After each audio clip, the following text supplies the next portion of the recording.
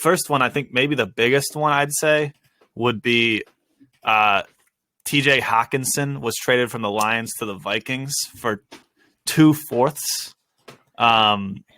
Or no, it was Hawkinson traded, was I know, sent. it's complicated. Yeah, Hawkinson was sent with 2/4 to the Vikings, and the Vikings gave up a second and a third. Now those fourths can become one of them can become a fifth, I believe. If the Vikings either make or win a playoff game, I think the 2024 fifth becomes a 2020 the 2024 fourth becomes a 2024 fifth.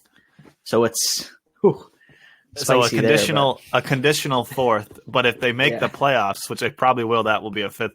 Weird trade. Complicated, I guess I should say.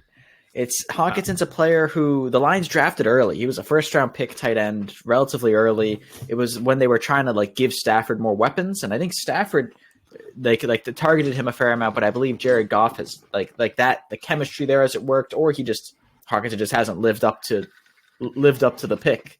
But either way, relatively good tight end, pretty good tight end, added to the Vikings, who are looking to contend, are 6-1.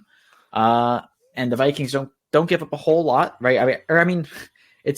They don't give up anything in terms of volume of picks, quality of picks. Potentially, they give up a fair amount, but this is really interesting for me because of that kind of Vikings are we want to make a push, Also interesting for the Lions that the Lions are fully in sell the house mode. I think Hawkinson might be on the last year of a deal or something. That could be part of it, but the Lions are so down bad. They're trading to a divisional rival. Also, rest in peace to the Packers. They're so down bad that they're sending it to the Vikings.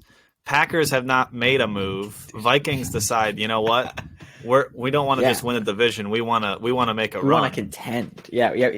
Maybe they're thinking a team takes. Maybe they're thinking the Eagles. What if they keep up their record and then the Eagles, toss a freebie to the team like the Texans? Unlikely, but that's definitely this is definitely looking like they're going for the deep run, right? Which is interesting. In other news, Miami trades a first-round pick that they acquired from San Francisco to the Broncos for Bradley Chubb.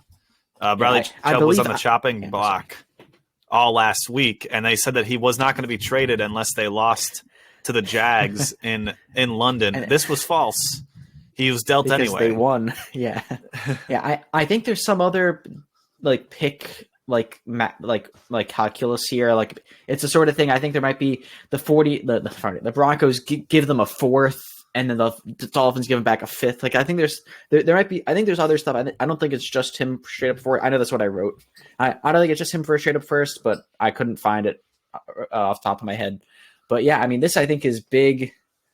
Again, big for both teams. I was looking at. I sent you it just yesterday.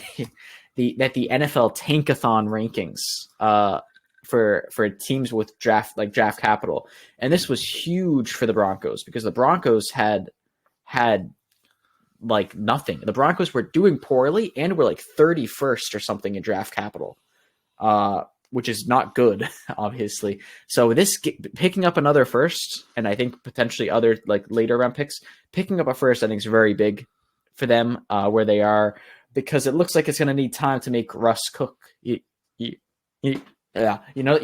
make Russ click with the team, it's going to take some time, if at all. And Bradley Chubb, I think they want to move off, and I think a first round pick's a pretty good haul for him. At least a lot of the way I saw people talking about him, he's pretty good, but it's not like he's no TJ Watt. I couldn't. Myles Garrett. I couldn't think of an edge rusher off the top of my head, but he's maybe not a top 10 edge rusher in the league. But he's pretty good. Again, looks like Dolphins doing a Vikings-esque move here, right? They're like, okay, we want to win, because this is the Dolphins don't have another first round pick because they lost their first round pick because of the tampering scandal, something with Brady. So they're going. This means they're all in on Tua. Right? No more picks to potentially try to do whatever quarterback shenanigans. And it means that they're just going in on the season, right? They think, okay, we have a chance. We're one edge rusher away, sort of thing, Right. It is interesting. They're buyers. Yeah, And I think it's big more buyers. interesting to me that at this point the Broncos are already sellers because this is. I mean, they had to be. They were too Did bad. they though? Because They what are didn't they? have- They're gonna get a first round pick. They're gonna get San Francisco's first round pick, so it might be a middle to low pick in the draft for the first round. So later pick in the first round because San Francisco is probably gonna be average to good. And they're not. Do you think that they're going to get Bradley Chubb for that? I don't understand it Probably. because if Russell Wilson's the guy, why would you trade away a good piece on defense, even if it's unless But they didn't want to keep him for some other reason? It's just crazy that they like you said they have no draft capital because they've been selling the house for magic beans and now they're not growing. You know what I mean? So it's that's interesting to me. But and then we got the Bears. They go ahead and Bears say, two trades. They buy and sell. Sorry. Yeah, Bears just love the market. They want to get in. They want to buy. They want to sell. So first thing they do is they sell. Right. This was the Roquan Smith trade came first. Right. I believe. Yes, it did. It did. Yeah. So the Roquan Smith, they supposedly they weren't going to deal him. He's been on the block. He was crying about his teammate getting traded. That's how shocked he was about it. But he ends up getting traded to the Ravens for a second and a fifth round pick. This is a pick that I would have loved for Dallas to grab for a second and a fifth. I mean, they don't really need help on defense. They need a receiver, but I don't think that that's a lot for Roquan Smith. So I think it's an excellent move for the Ravens. I don't know what the Bears are doing either because they're trying to stockpile picks for a second round pick for what? For a receiver I don't know. For a second rebuild. I think what I have to think is that Roquan Smith wants a lot of money, right?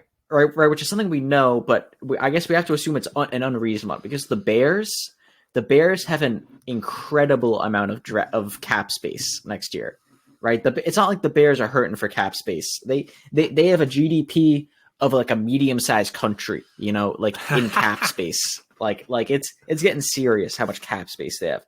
So like they could have afforded to do something, potentially even front load a contract. I'm not sure what the free agent market's going to look like, but so I think that for some reason they just didn't want him. I think Cowboys, I think it's good don't grab him because, I mean, I guess part of my thing, I know Micah Parsons has been being used in a lot more of a pass rush role, but like they already have a superstar linebacker. I could see, how many, if they make Parsons more of an edge rusher than having him as more of like a field. Are you talking about neck brace Van Der Esch? Is that who you're talking about? Are you talking about Alaskan football Van Der Esch? He is pretty good. I agree. It's not a spot where they need help. It's more like, it's more like Van Der Esch is okay. Like you have Micah Parsons, right, which who can do pass coverage pretty well, even if he's doing a lot of edge rushing. But Van Der Esch is okay. At that point, you start running 3 linebacker splits. I mean, you trade Van Der Esch as part of the trade, not cost so much. I don't know, but I think that the Ravens may have needed it more, and their defense, I think, probably needed this more than the Cowboys defense. Cowboys should have tried to get a wide receiver. Well, then there we go. We'll lead right to that. Cowboys. Cowboys should have went and got Claypool because Packers should have went and get Claypool. Then the Bears say, you know what, we're doubling. We're going to double down on offense. Double down, and we just got some picks back. Now we're going to send us our own second. It's their second, which is likely to be worse than the Ravens' second. No, it's going to be. It's better. The draft pick is better.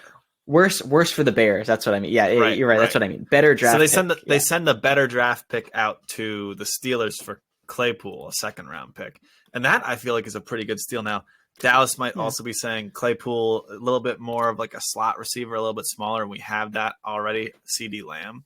So we're not going to want to pay both of them at the same time. Big boy. So, but either way, Bears out here just doing Bears things. I'm going to be honest. I'm confused by it.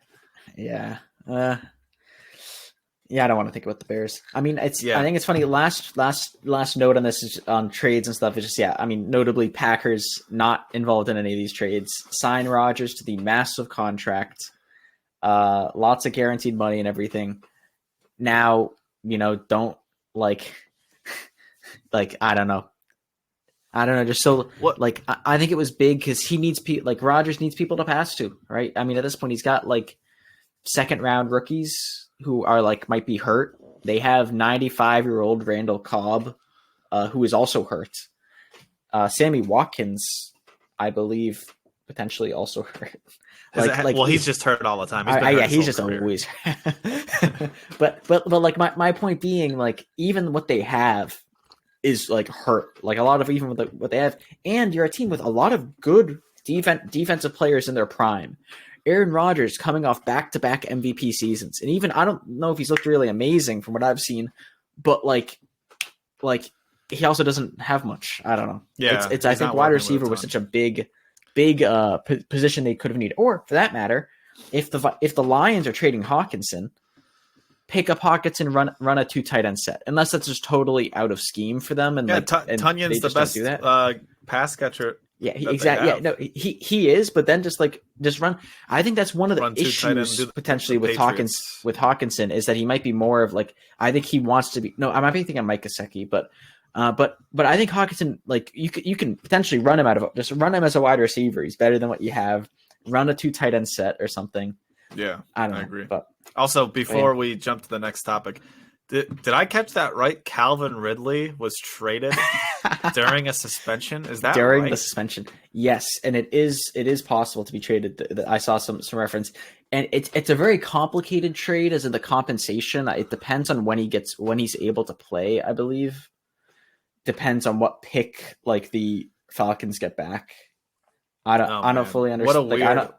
It's whatever it was wacky, but yes, him to Calvin Ridley to the Jaguars. Yeah. Yeah, there you go. That's just weird. There was not a shortage of trades today, and some of them were very odd. That one probably takes the cake. That was a thinker. We'll take the guy for next year. Wait, what? Okay.